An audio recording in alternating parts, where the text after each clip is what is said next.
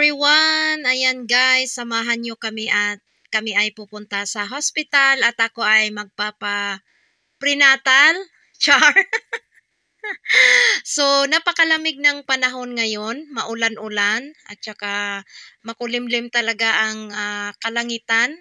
Super lamig ngayon dito kasi winter season pa at ito pala yung ating pa-OOTD today. Ayan, naka-sombrero ang lola nyo para hindi lamigin yung bunbunan. So, kasama ko yung aking makulit na anak kasi wala silang pasok, bakasyon nila for 2 weeks. May mapag-iwanan naman kaya lang gusto ko na lang na sinasama siya. So, malapit lang naman sa bahay tong hospital. 2 to 3 minutes drive lang. So, ayan guys, babalitaan ko na lang kayo mamaya. Ipapa-check up ko kasi yung aking braso at yung aking talampakan kasi palaging masakit. Ayan, magpa-parking lang kami ng sasakyan. So, see you later guys!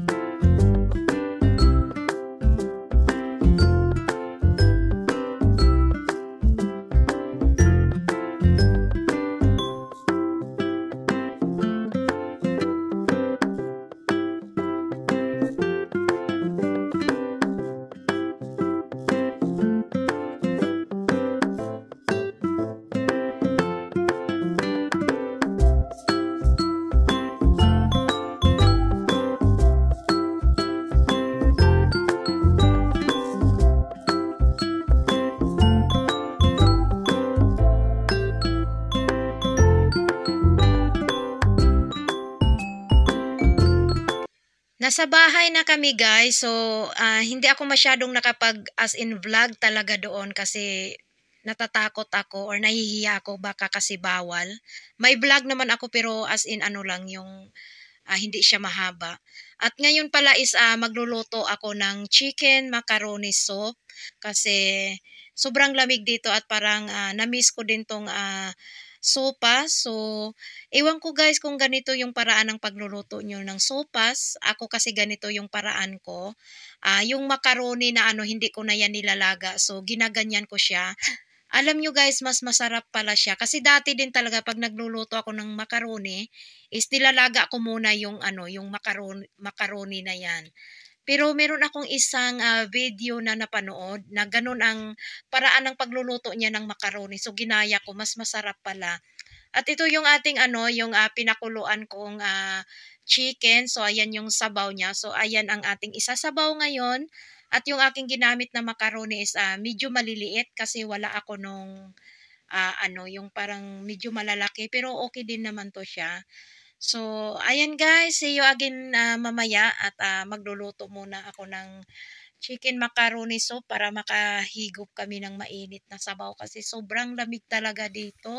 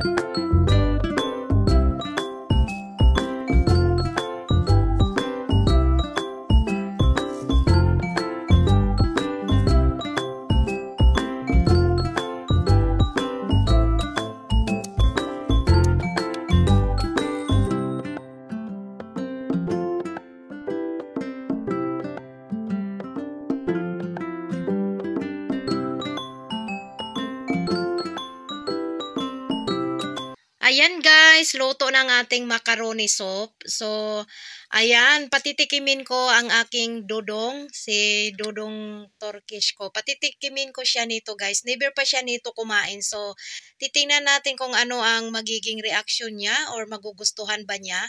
Actually, ayaw niya kumain pero pinilit ko. Sabi ko, tikman mo muna bago ka umayaw. Baka magustuhan mo. So, ayun, sabi niya, very good daw. Buti naman nagustuhan niya. So, yung isang malukong na yan na binigay ko sa kanya is inubos niya. So, natuwa naman ako dahil at least, di ba, kumain siya. Kasi maarte yan siya, guys. Hindi yan umaano ng mga, yung pagkain natin. So, ayan, buti na lang kumain siya niyan at nagustuhan naman niya. Kaya, ayan, nag-enjoy siya dyan sa isang malukong na yan. Nabusog siya.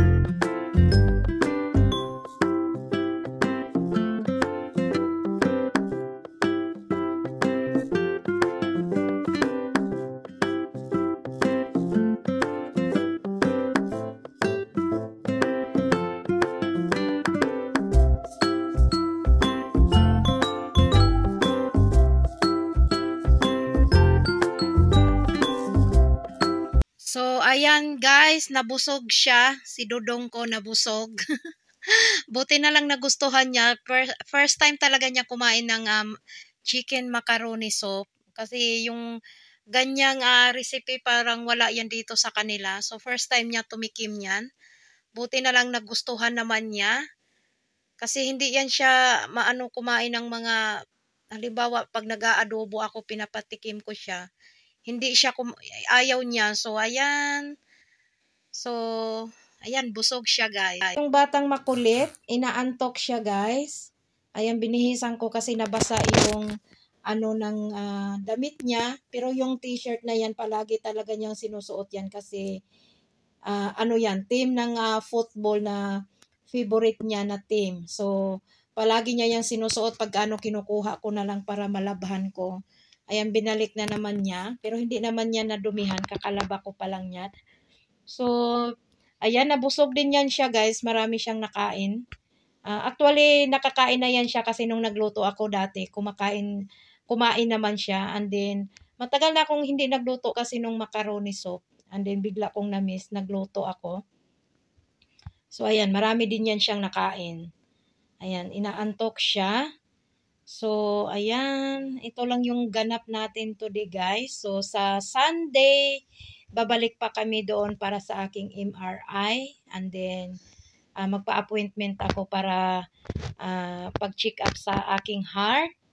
So, actually natatakot ako guys, kaya lang mas maigi na din yung mas maaga pa.